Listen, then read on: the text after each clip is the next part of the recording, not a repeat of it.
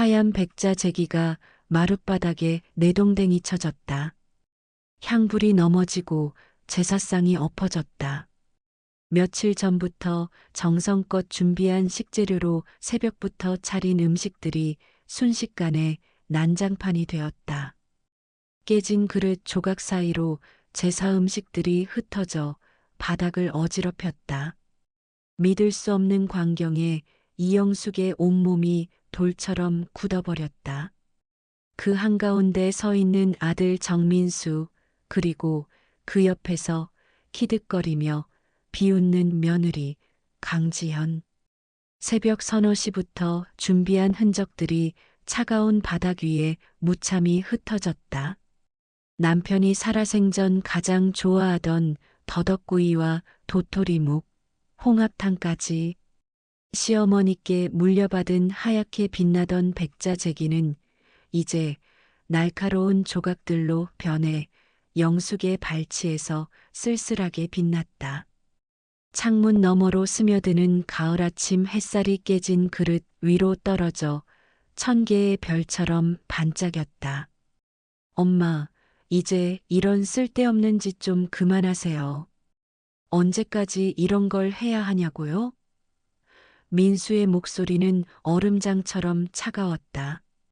67회 동안 단 한 번도 목소리를 높인 적 없던 영숙의 귀에 아들의 말 한마디가 강철 쐐기처럼 박혔다. 39회를 함께한 남편이 세상을 떠난 지 3년째 되는 날. 이제 세 번째 제삿날인데 어떻게 걸을 수 있겠는가. 남편을 향한 애틋함과 가족의 예를 다하기 위해 지켜온 의례였다. 그런데 지금 자신의 뱃속에서 나온 아들이 그 모든 정성을, 그 모든 삶의 가치를 단 한순간에 짓밟아 버렸다.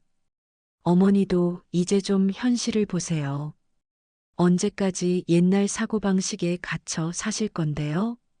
지연의 얼굴에 떠오른 비웃음은 또 다른 비수가 되어 영숙의 가슴을 후벼 팠다. 눈가에 번진 화장과 머리에 반짝이는 핀, 작은 귀에 달린 진주 귀걸이까지. 영숙은 그 모든 것이 자신이 고사리 같은 손으로 삭바느질해 번 돈으로 마련해 준 것임을 떠올렸다. 민수가 대학 다닐 때 등록금이 모자라 밤샘 일을 했던 그 시절이 파노라마처럼 스쳐갔다. 손가락 마디가 갈라져 피가 배어나와도 삭바느질을 멈추지 않았던 밤들, 민수가 대학 MT 갈 돈이 없다며 울던 날 자신의 금반지를 몰래 전당포에 맡겼던 기억, 그리고 지연의 화려한 결혼식을 위해 6개월 동안 새벽부터 밤까지 식당 두 곳을 오가며 일했던 시간까지. 그런 희생이 어떻게 돌아왔던가. 민수가 아플 때 병원비 대신 골프채를 사더니 지연은 영숙의 생일날 찾아와서는 선물은커녕 오히려 오래된 김치냉장고를 새 것으로 바꿔달라며 떼를 썼다. 가장 가슴 아팠던 건 작년 추석, 영숙이 밤새 준비한 명절 음식을 지연이 너무 짜다며 버린 뒤 배달 음식을 시켰던 일이었다. 그때 민수는 말리기는커녕 오히려 엄마 이제 시대가 바뀌었잖아요 라며 웃었던 것이다. 그런데 이제 집도 팔고 정리 좀 하세요. 언제까지 혼자 그 큰 집에서 사실 건데요? 민수의 말에 영숙의 심장이 덜컥 내려앉았다. 이 집은 남편과 함께 허리 휘도록 일해 장만한 보금자리였다. 남편이 폐병으로 쓰러졌을 때도 포기하지 않고 한 평 한 평 모아 지은 집이었다. 처음엔 단칸방에서 시작해 조금씩 모아 산 이 집. 남편이 마지막 숨을 거두며 당신 덕에 내 집에서 죽을 수 있어 고맙소라고 속삭이던 그날의 기억이 영숙의 가슴을 파고들었다. 이 마당에는 민수가 첫걸음마를 뗀 추억이, 남편과 함께 심은 감나무가 있었다. 영숙은 매년 그 감나무에서 열린 첫 감을 남편 제사상에 올렸다. 부엌 찬장 위에는 민수가 초등학교 때 만든 세상에서 가장 착한 우리 엄마라고 쓴 종이 액자가 아직도 놓여 있었다. 이 집 마루에는 남편과 함께 민수의 대학 합격을 축하하며 처음으로 술잔을 기울이던 날의 기쁨이, 결혼식 날 민수와 지연을 배웅하며 흘렸던 행복한 눈물의 기억이 아로새겨져 있었다. 그런데 지금 아들은 그 모든 추억과 정성과 사랑이 담긴 집을 그저 정리해버릴 자산처럼 말하고 있었다. 영숙의 눈에서 뜨거운 눈물이 왈칵 쏟아졌다. 목구멍 깊은 곳에서 울음이 터져 나오려는 것을 간신히 삼키며 그녀는 자신의 인생이 이토록 가볍게 취급당하는 현실에 가슴이 찢어지는 듯했다. 이 아이를 위해 자신의 젊음과 꿈을 모두 바쳤는데 어쩌면 이렇게 차갑게 돌아올 수 있단 말인가. 영숙은 떨리는 손으로 입술을 틀어막았다. 30여 년 전 젖먹이 민수의 이마에 입맞추며 엄마가 평생 너를 지켜줄게라고 약속했던 그녀의 사랑은 이제 어디로 가야 하는 걸까? 너희, 설마 내 집을 팔라고 하는 거니? 영숙의 목소리는 깨진 그릇 조각처럼 떨렸다. 마른 입술이 바싹 말라 갈라지는 느낌이었다. 평생 남을 위해 산 그녀의 삶에서 이제 마지막 남은 것은 이 집뿐이었다. 어머니, 솔직히 말씀드릴게요. 저희도 많이 힘들어요. 요즘 살기 얼마나 빠듯한데 어머니 혼자 그렇게 큰 집에서 사는 게 말이 돼요? 저희랑 같이 사세요. 어머니도 이제 저희한테 의지하시죠. 지연의 말 한마디가 덧칠한 가면을 벗겨냈다. 의지라는 말이 가시처럼 영숙의 귀에 꽂혔다. 밤새 기침해도 물 한 잔 떠다 주지 않는 이들에게 내가 의지해야 한다고? 남편이 떠난 뒤에도 혼자서 모든 걸 해냈다.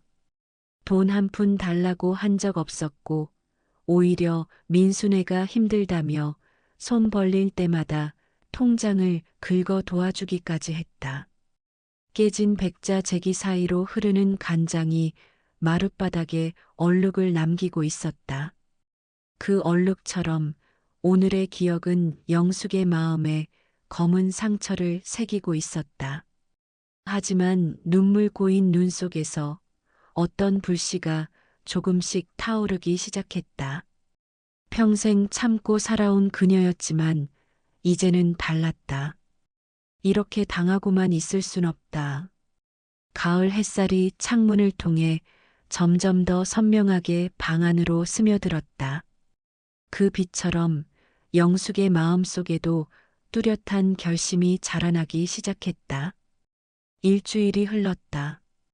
비가 내리는 수요일 아침, 영숙은 조용히 작전을 개시했다.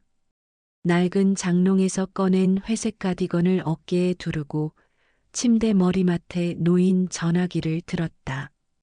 창밖으로 보이는 빗방울이 유리창을 타고 흐르는 모습이 마치 그녀의 심정처럼 처연하게 느껴졌다.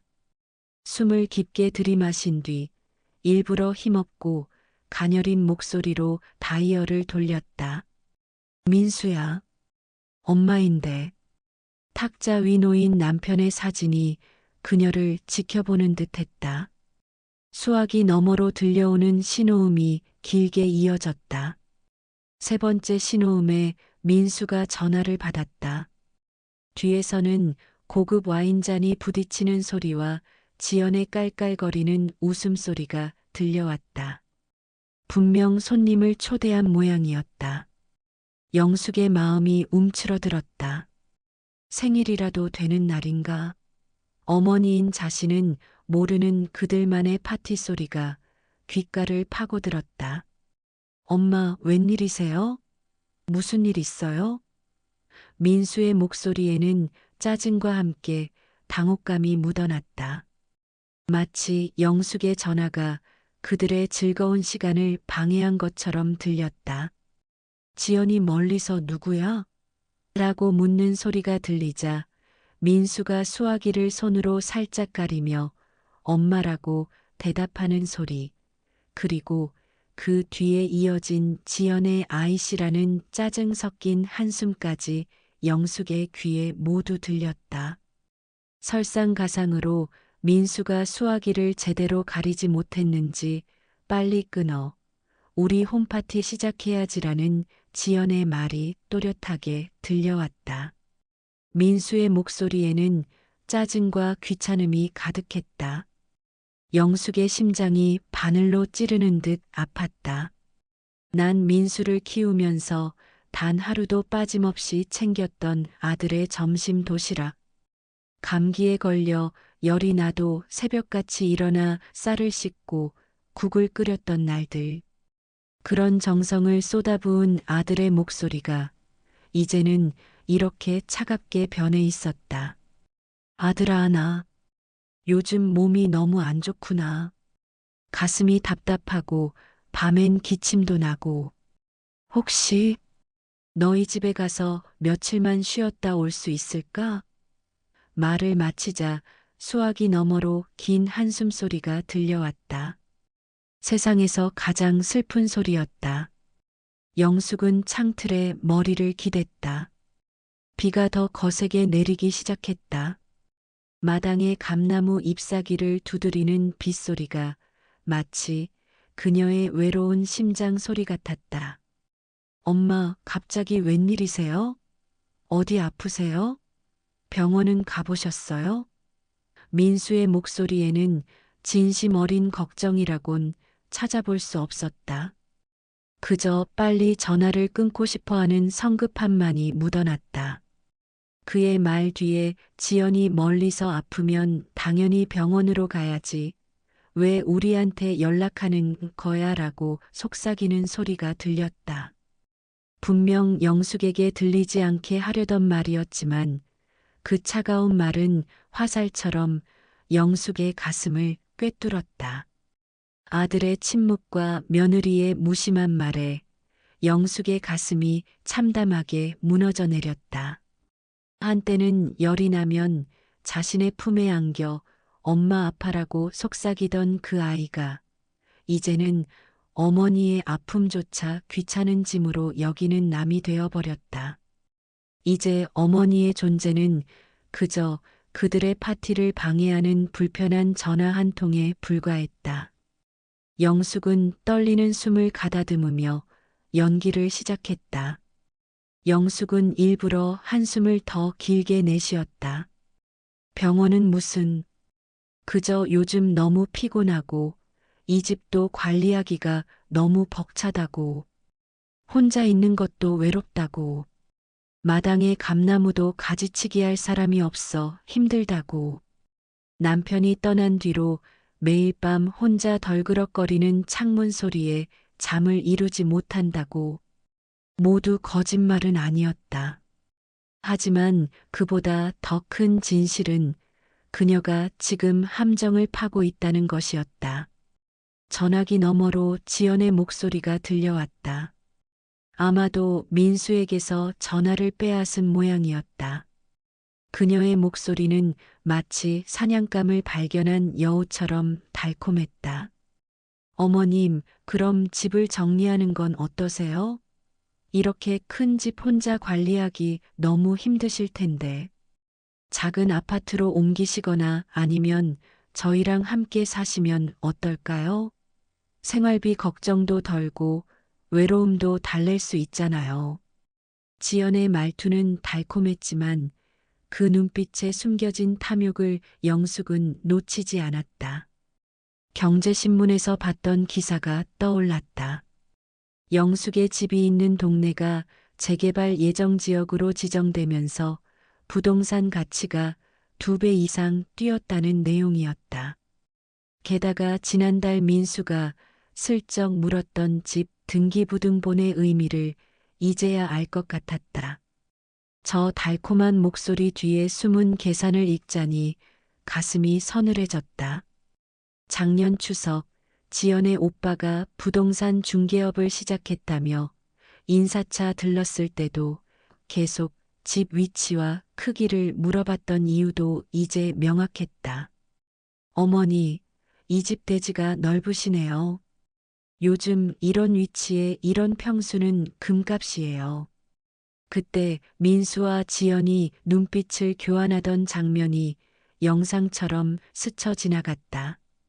아마 100억은 좋게 나갈 재산이 그들의 눈에는 그저 현금화할 자산으로만 보였던 것이다.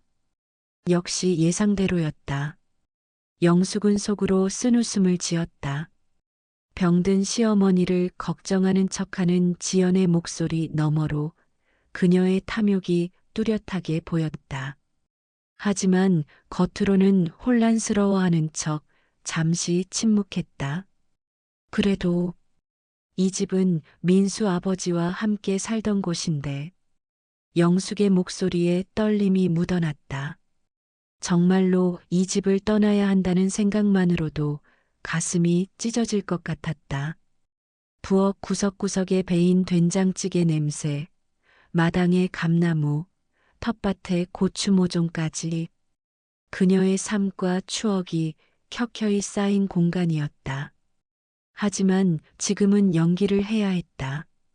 민수가 다시 전화를 받았다. 그의 목소리는 더욱 짜증 섞인 톤이었다. 엄마, 이제 그런 거 의미 없어요. 과거에 얽매이지 말고 현실을 좀 보세요. 차라리 집을 정리하고 저희랑 같이 사세요.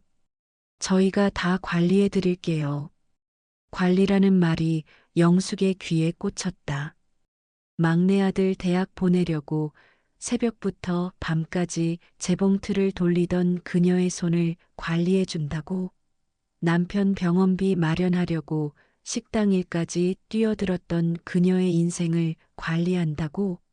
지연의 목소리가 다시 들려왔다. 그녀는 마치 어린아이에게 말하듯 느릿하고 달콤하게 말했다. 어머님, 저희가 계약서도 준비할게요. 그냥 사인만 하시면 돼요. 그러면 신경 쓰실 일도 없고 편하게 지내실 수 있잖아요. 영숙은 손을 떨리게 하며 일부러 약해진 목소리로 대답했다. 그래, 알겠다고. 다음 주쯤 만나서 얘기하자고.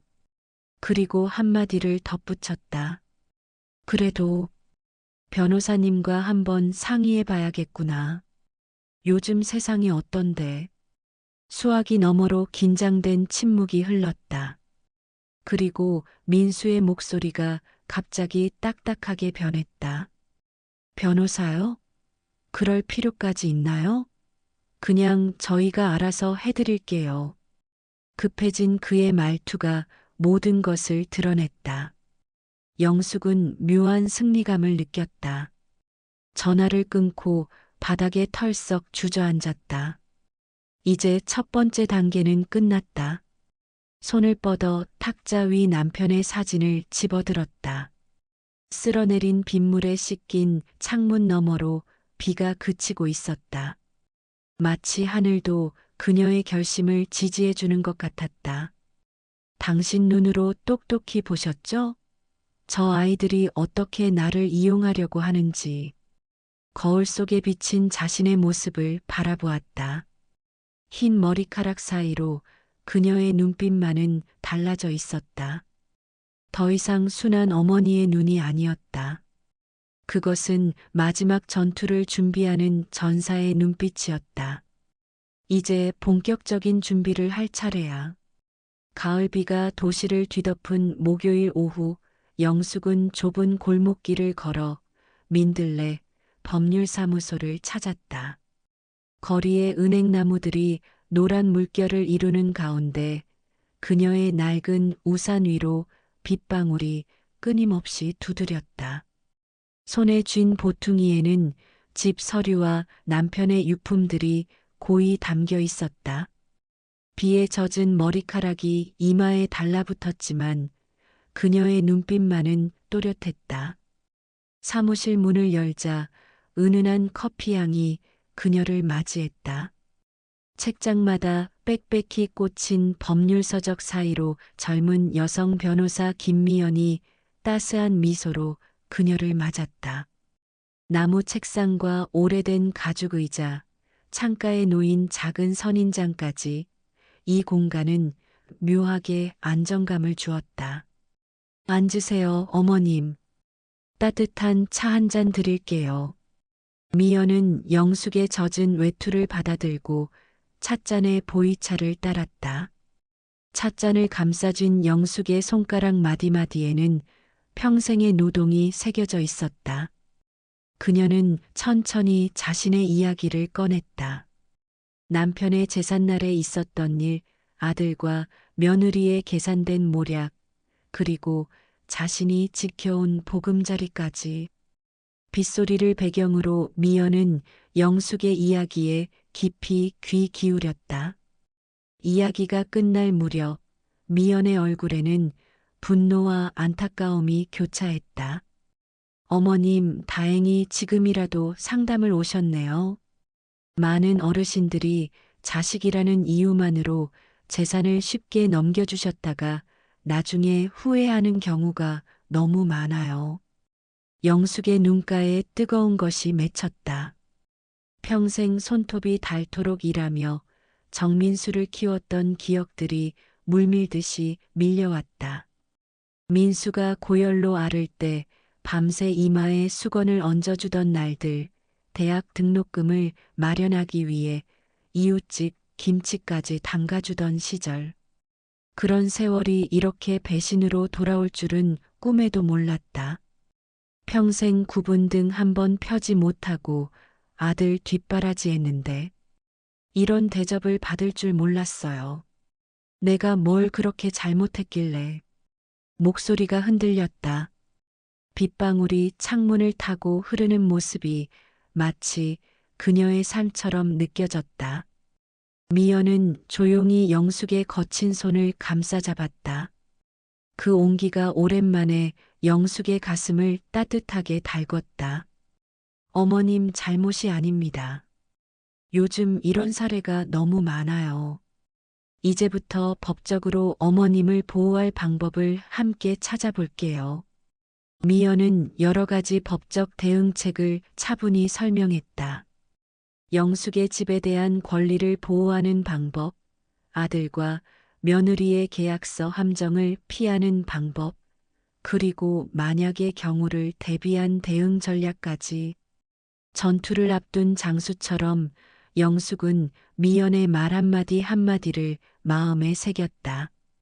일주일 후 단풍이 절정에 이른 토요일 저녁, 영숙은 동네에서 가장 분위기 좋다는 한식당에 정민수와 강지현을 초대했다.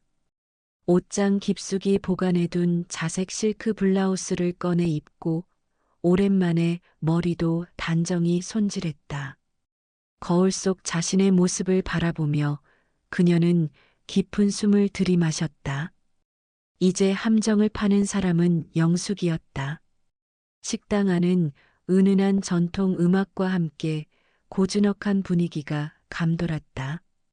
창가 자리에 앉은 영숙은 두 사람을 기다렸다. 창밖으로 보이는 가로등 불빛이 가을 낙엽 위에 그림자를 드리우고 있었다. 민수와 지연이 도착하자 영숙은 일부러 환한 미소를 지었다. 아이고, 바쁜데 와줘서 고마워. 요즘 생각이 많았는데 얼굴 보고 싶어서. 테이블 위로 음식이 하나둘 놓이기 시작했다. 민수가 좋아하는 갈비찜, 지연이 즐겨 먹는 전복죽까지. 영숙은 두 사람의 잔에 정성스레 와인을 따랐다. 물결치듯 붉은 액체가 유리잔 속에서 춤을 추었다. 식사가 무르익을 무렵 영숙은 마치 문득 생각난 듯 자연스럽게 말을 꺼냈다. 그러고 보니 너희가 말한 대로 집 문제를 정리하는 게 좋을 것 같다는 생각이 들더구나. 민수와 지연의 눈빛이 순식간에 반짝였다. 두 사람의 입꼬리가 슬쩍 올라가는 것을 영숙은 놓치지 않았다. 지연이 와인잔을 소리 없이 내려놓으며 말했다. 어머님, 정말 잘 생각하셨어요. 저희가 이미 괜찮은 계약서도 준비했어요. 어머님께 부담되지 않게 잘 만들었답니다. 영숙은 일부러 망설이는 눈빛을 지었다. 지연이 얼른 가방에서 서류 봉투를 꺼내려는 순간 영숙이 나직이 말을 이었다. 그래도 큰 결정인데 미연 변호사님께 한번 검토해 달라고 부탁했어. 안전하게 진행하는 게 좋잖니? 민수의 얼굴이 순식간에 굳어졌다. 그의 손에 쥔 젓가락이 미세하게 떨리는 것이 보였다. 영숙은 민수의 눈에서 당황과 초조함을 읽었다. 엄마, 가족끼리 그러는 거 아니에요. 우리가 무슨 나쁜 생각이라도 한다고 생각하세요? 그의 목소리는 평온함을 가장했지만 미세한 떨림이 숨겨져 있었다. 영숙은 민수의 얼굴에 번지는 땀방울을 놓치지 않았다. 마치 오랜 세월 참아온 모든 서러움이 이 한순간을 위해 견뎌낸 것만 같았다. 영숙은 속으로 비웃으며 평온한 목소리로 대답했다. 그럼 내일 미연 변호사 사무실에서 만나자. 11시 어떠니? 지연이 민수에게 의미심장한 눈빛을 보냈다. 그들은 이 갑작스러운 제안에 당황한 기색이 역력했지만 결국 수긍했다. 식당을 나서는 그들의 뒷모습을 바라보며 영숙은 깊은 한숨을 내쉬었다. 가을밤 바람이 그녀의 머리카락을 살짝 흔들었다. 저 멀리 보이는 달빛 아래 이제 영숙의 인생은 새로운 국면을 맞이하고 있었다. 더 이상 희생양이 아닌 자신의 권리를 되찾기 위해. 다음 날 아침 가을 햇살이 아직은 차가운 공기를 부드럽게 감싸던 10시 민들레 법률사무소 앞에 영숙이 도착했다. 낙엽이 흩날리는 길을 걸어오는 내내 가슴이 무거웠다. 오늘은 평생 품어온 어머니로서의 사랑과 희생이 배신으로 돌아온 현실과 마주하는 날이었다. 그러나 영숙의 눈빛은 이제 더 이상 흔들림이 없었다. 사무실 안은 아침 햇살로 가득했다. 창가에 놓인 작은 화분들이 그림자를 드리우고 책장 위 골동품 시계가 시간의 흐름을 조용히 알리고 있었다. 미연 변호사가 그녀를 맞이하며 차를 건넸다. 작은 탁자 위에는 이미 준비된 서류들이 가지런히 놓여 있었다. 어머님, 긴장하지 마세요. 오늘 저희가 모든 걸 바로잡을 거예요. 미연의 말에 영숙은 고개를 끄덕였다. 저 멀리서 문소리가 들리더니 정민수와 강지연이 들어왔다. 둘의 얼굴에는 예상보다 더 깊은 긴장감이 서려 있었다.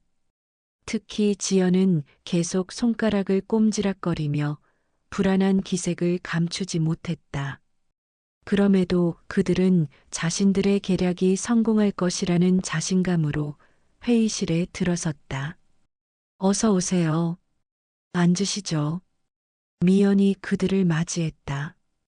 회의실 테이블 위에는 커피와 차가 준비되어 있었지만 아무도 손을 대지 않았다. 공기 중의 감도는 긴장감이 마치 실체가 있는 것처럼 느껴졌다. 영숙은 묵묵히 민수의 얼굴을 바라보았다. 그의 이마에 맺힌 땀방울이 모든 것을 말해주고 있었다. 미연이 차분한 목소리로 말문을 열었다. 먼저 정씨 부부께서 가져오신 계약서를 검토해 봤습니다. 몇 가지 중요한 사항을 짚고 넘어가야 할 것 같네요. 민수가 애써 태연한 척 물었다. 무슨 문제라도 있나요? 그냥 단순한 소유권 이전 계약인데. 그의 목소리는 담담했지만 목 언저리의 핏줄이 도드라져 보였다. 지연은 테이블 밑으로 민수의 손을 꾹 잡고 있었다.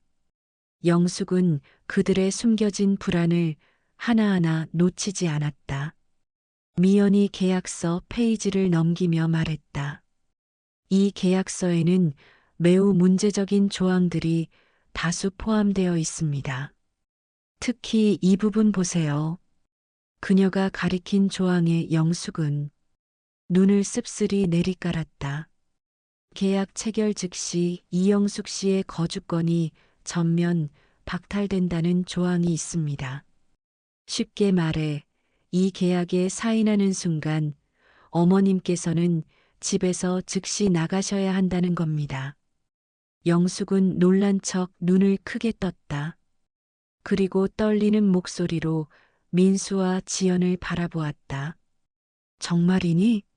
그런 내용이 있는 줄도 몰랐는데. 지연이 당황한 기색으로 손사래를 쳤다. 목에 걸고 있던 진주 목걸이를 초조하게 만지작거리며 말했다. 어머님, 그건 그냥 형식적인 거예요. 계약서라는 게 원래 이런저런 조항들이 다 들어가는 거잖아요. 걱정하지 마세요. 저희가 어머님을 내쫓기라도 하겠어요? 하지만 그녀의 눈빛은 따뜻함과는 거리가 멀었다. 그저 초조함과 계산된 욕심만이 보였다. 미연이 다시 한 장을 넘기며 냉정하게 지적했다. 더 문제가 되는 것은 이 부분입니다. 집이 정민수 씨 명의로 이전되면 즉시 담보대출을 받을 수 있도록 명시되어 있네요. 이 조항은 통상적인 가족 간 증여계약에서는 찾아볼 수 없는 매우 특이한 조항입니다. 민수의 얼굴이 하얗게 질렸다. 입술이 파르르 떨리는 것이 눈에 띄었다. 영숙은 아들의 눈빛이 흔들리는 것을 보며 가슴 한구석이 찢어지는 듯 했다. 그래도 그렇게까지 할 필요가 있었니? 목구멍까지 차오르는 슬픔을 꾹 누르며 묵묵히 앉아 있었다. 지연이 어색하게 웃으며 상황을 무마하려 했다. 아니, 변호사님. 그건 그냥 혹시 모를 경우를 대비한 거예요. 요즘 경기가 어렵잖아요. 그녀의 변명이 아직 끝나기도 전에 미연은 결정적인 한 방을 날렸다. 서류 가방에서 하얀 서류 한 장을 조용히 꺼내 테이블 위에 올려놓았다. 그 위에는 치매 진단서라는 글자와 함께 영숙의 이름이 선명하게 적혀 있었다. 이 진단서는 제가 확인한 결과 위조된 것으로 보입니다. 최고대학병원에 직접 문의해 본 결과 이영숙 어머님께서는 최근 3년간 해당 병원 방문 기록이 전혀 없다고 합니다. 회의실 안의 공기가 얼어붙었다. 시간이 멈춘 듯한 정적 속에서 영숙의 심장만이 격렬하게 뛰고 있었다. 천천히 손을 뻗어 그 진단서를 집어들었다. 자신이 알지도 못하는 의사의 서명과 도장, 그리고 중기 치매 판정이라는 글자가 그녀의 눈앞을 어지럽혔다. 모성을 가장한 배신의 민낯을 마주한 순간 영숙의 심장에 마지막 남아있던 어머니로서의 환상이 산산이 부서졌다. 뺨을 타고 눈물이 흘러내렸다. 민수야, 내가 정말 이렇게까지. 떨리는 손가락으로 진단서를 가리키며 영숙은 평생 처음으로 아들을 향해 목소리를 높였다. 너희 아버지가 이걸 알면 땅속에서도 눈을 못 감으실 거다. 내가 너를 위해 뭘 안 했니? 어떻게 이럴 수 있니? 민수는 자리에서 벌떡 일어났다가 다시 주저앉았다.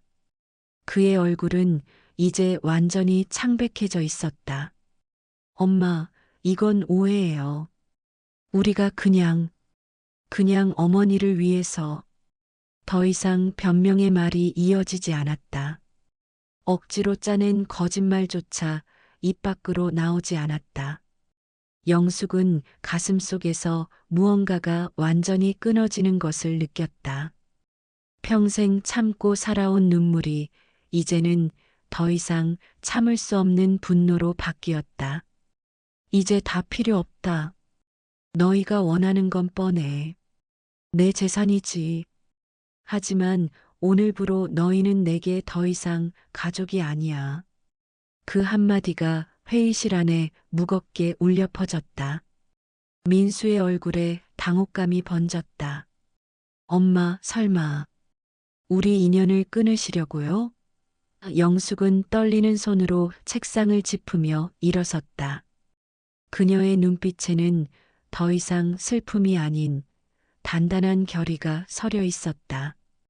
그래, 더 이상은 너희에게 휘둘리지 않을 거야. 39회를 희생하며 살았지만 이제부터 내 인생은 내가 살아갈 거다. 창밖으로 날아가는 낙엽처럼 영숙은 그날 아들과의 인연도 놓아버렸다. 서러움보다 더 깊은 해방감이 그녀의 가슴을 채웠다. 이제 그녀 앞에는 새로운 길이 열리고 있었다. 6달이 지났다.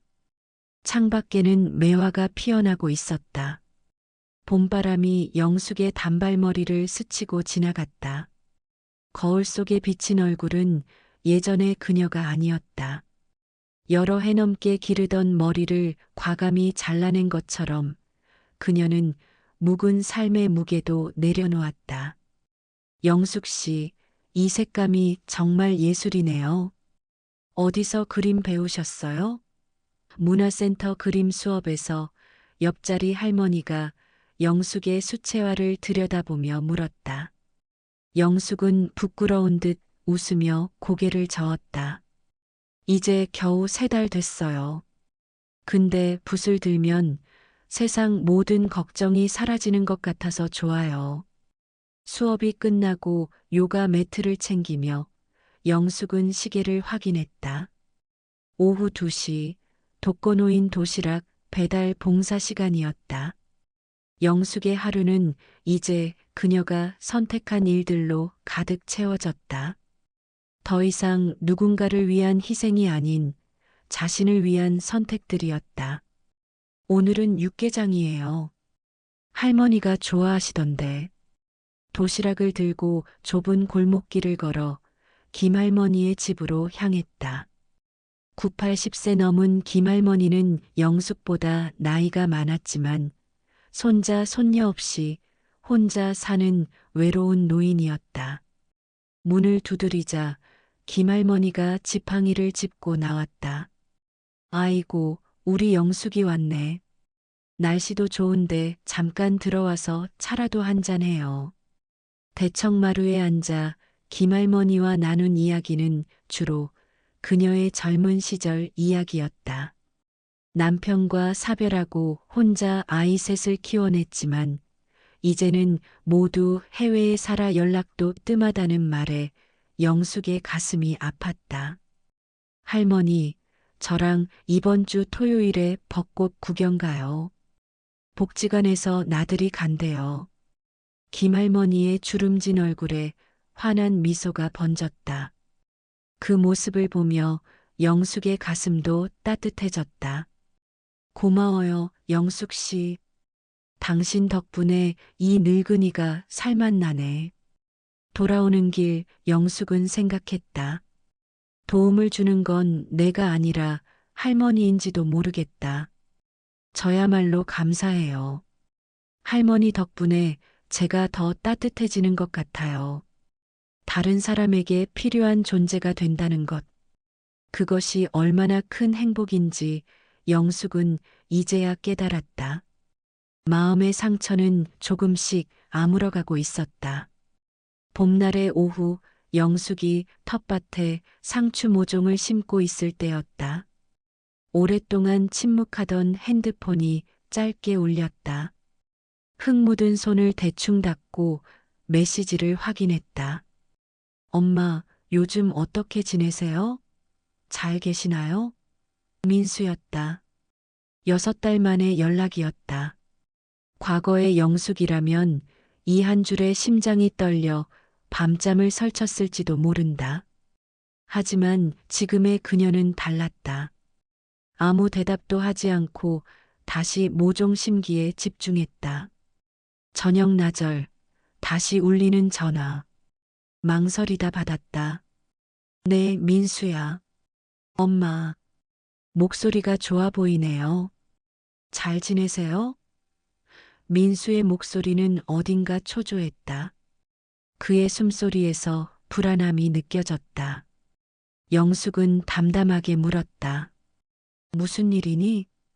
짧은 침묵 후 민수의 진짜 의도가 드러났다. 회사 사업이 어려워져 급히 돈이 필요하다는 것. 엄마가 조금만 도와주면 금방 갚겠다는 것. 영숙은 쓴웃음을 지었다. 그래, 그래서 이제야 날 찾은 거구나. 필요할 땐 엄마고 필요 없을 땐 남보다 못한 존재였던 거지. 전화기 너머로 당황한 민수의 숨소리가 들렸다.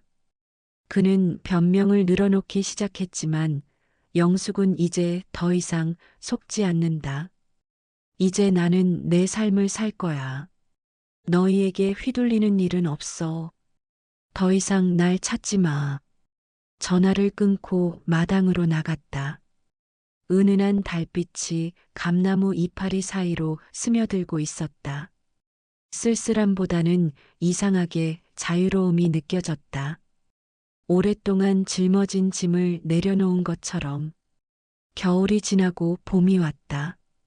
영숙의 인생에도 봄이 찾아왔다. 지역 문화센터에서 주최한 실버 작품전에 영숙의 그림이 전시되었다. 새 인생이라 이름 붙인 수채화 앞에 서자 가슴이 뭉클했다. 작은 명패에 새겨진 그녀의 이름이 그렇게 자랑스러울 수가 없었다. 영숙 씨, 요즘 얼굴이 정말 편안해 보여요. 처음 만났을 때랑 완전히 다른 사람 같아요. 함께 봉사활동을 하는 윤 선생의 말에 영숙은 미소 지었다. 그래요. 나도 그렇게 느껴요. 이제야 정말 내 인생을 사는 것 같아요. 복지관 창가에 앉아 그림을 그리던 어느 오후 누군가 영숙의 이름을 불렀다. 그 목소리에 영숙의 붓이 멈췄다. 천천히 고개를 돌리자 창백한 얼굴에 지연이 서 있었다. 복지관 창가에 앉아 그림을 그리던 어느 오후 누군가 영숙의 이름을 불렀다. 그 목소리에 영숙의 붓이 멈췄다. 고개를 들자 뜻밖의 방문객이 서 있었다. 지연이었다. 평소에 화려한 명품백과 하이힐 대신 낡은 면, 티셔츠에 헝클어진 머리를 하고 있었다. 메이크업도 하지 않은 얼굴은 핏기 없이 창백했고 눈은 며칠 동안 울어서 부어있는 듯했다. 어머니, 영숙은 쓰러질 듯 비틀거리는 지연의 모습에 몸을 굳혔다.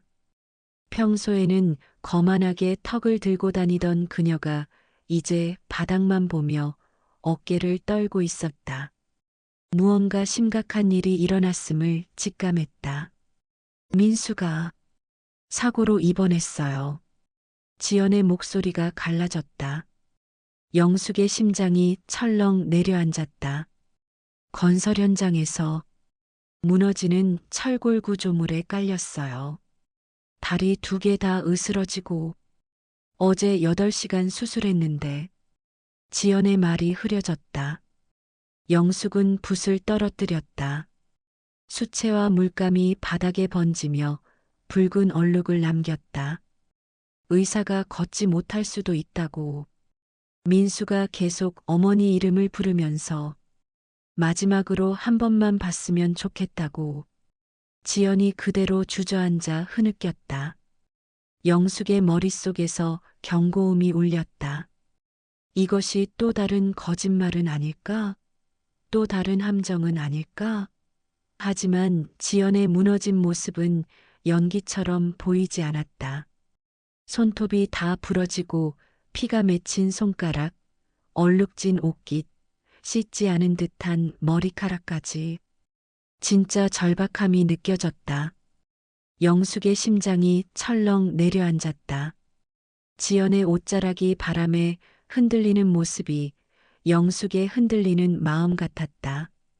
아무리 관계가 틀어졌어도 민수는 그녀의 아들이었다. 그러나 동시에 의심도 들었다. 또 다른 속임수는 아닐지. 결국 병원을 찾기로 했다. 하지만 이번엔 홀로 대처하지 않았다. 미연 변호사에게 미리 연락해 상황을 알렸고 실제로 사고 기록을 확인하게 했다. 영숙은 이제 세상을 더 현명하게 마주하는 법을 알고 있었다. 병원 복도는 소독약 냄새로 가득했다. 3층 외과 병동 창가 자리, 민수는 창백한 얼굴로 누워 있었다.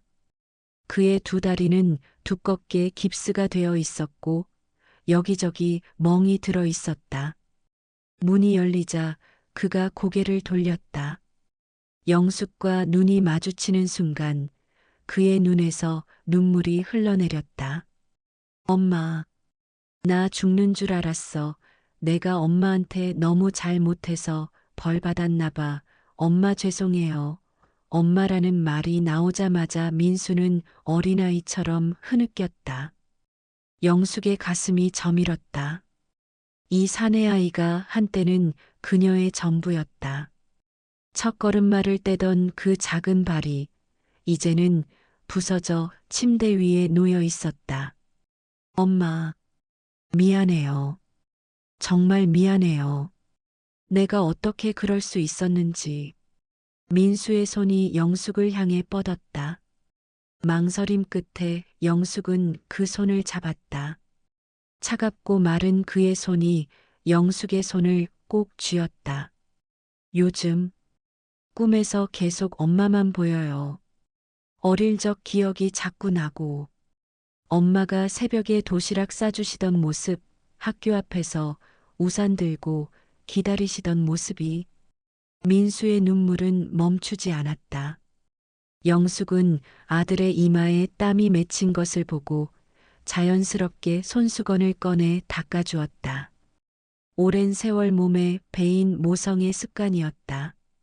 내가 어떻게 그런 생각을 할 수 있었는지. 지연이 계속 채근하니까. 아니, 핑계예요. 다 내 잘못이에요. 용서해 주세요, 엄마. 영숙의 마음은 복잡했다. 아들을 용서한다는 것은 쉬운 일이 아니었다. 하지만 평생을 품어온 아들에 대한 사랑도 쉽게 지워지지 않았다. 그녀는 천천히 말했다.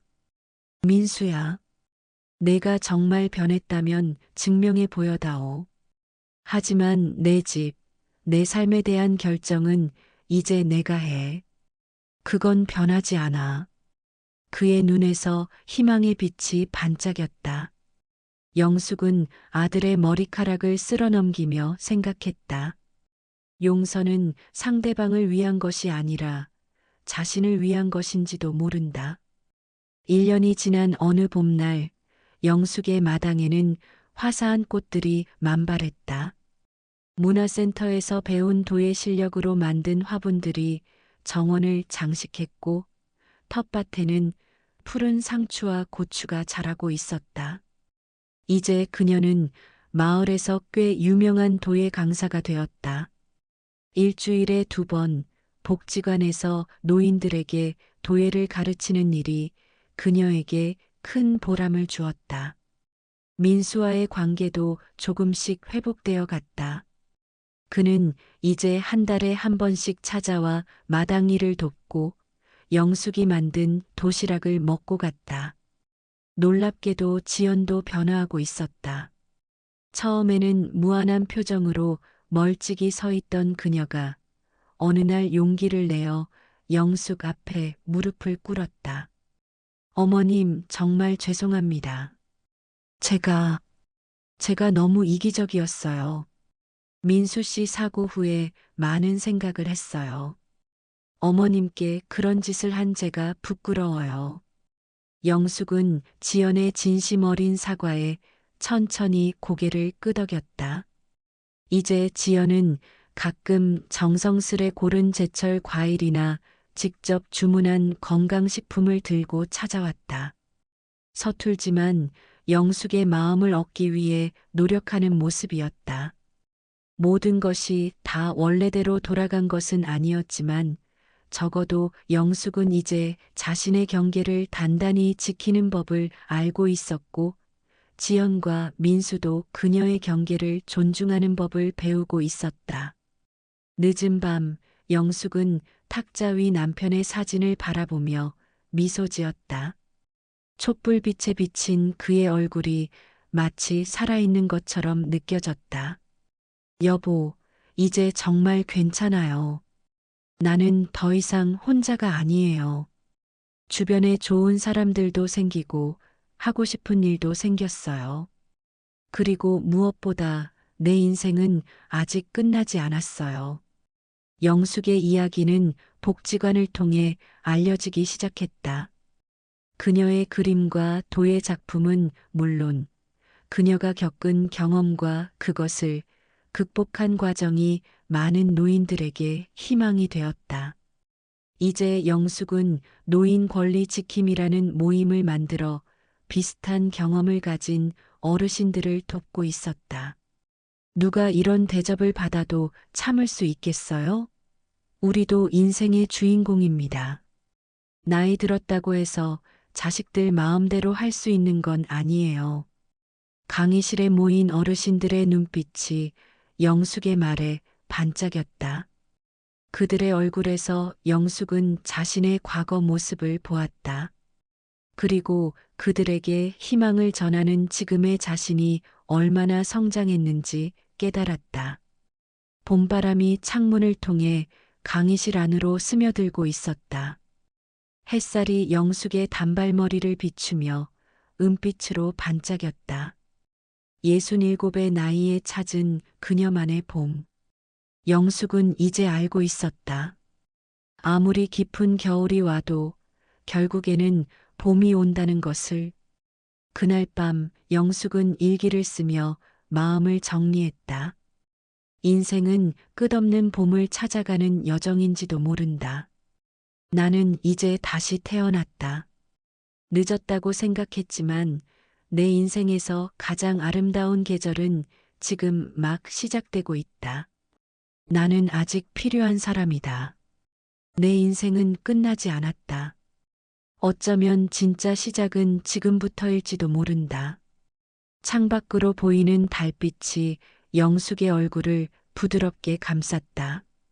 그녀의 눈가에 맺힌 작은 미소는 이제 새로운 희망의 빛으로 빛나고 있었다. 여러분, 이 이야기가 마음에 드셨다면 구독과 좋아요, 그리고 알림 설정 꼭 부탁드립니다. 앞으로도 여러분께 가슴 따뜻한 인생 이야기를 전해드리겠습니다. 감사합니다.